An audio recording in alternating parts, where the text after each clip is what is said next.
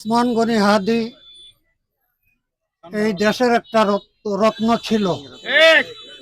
ভারত ভারতের আগ্রাসন বিরোধী তার বলিষ্ঠ কণ্ঠস্বর, তার বলিষ্ঠ ভূমিকা গোটা দেশবাসীকে নাড়া দিয়েছে। হাদি নিজেই বলে গিয়েছে যে তাকে বিদেশি নাম্বার থেকে বারবার হুঁশিয়ার করা হয়েছে, সতর্ক করা হয়েছে, মৃত্যুর ভয় দেখানো হয়েছে।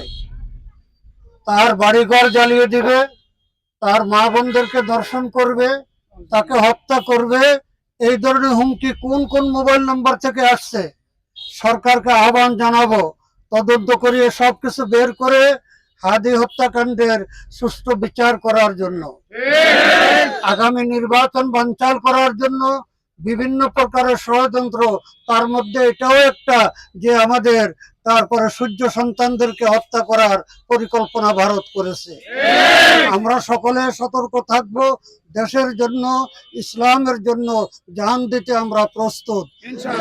যাহারাল ফাসাদু ফিল বাররি ওয়াল বাহরি বিমা কাসাবাত আইদিন নাস, আমাদের হাতের কামাই। আমরা সকলে সতর্ক হই, আমরা ইস্তেগফার পড়ি, তওবা করি, দেশের জন্য দোয়া করি, দেশের জনগণের জন্য দোয়া করি। আল্লাহ পাক দেশকে বিদেশি ষড়যন্ত্র এবং দেশি ষড়যন্ত্র থেকে হেফাজত করেন।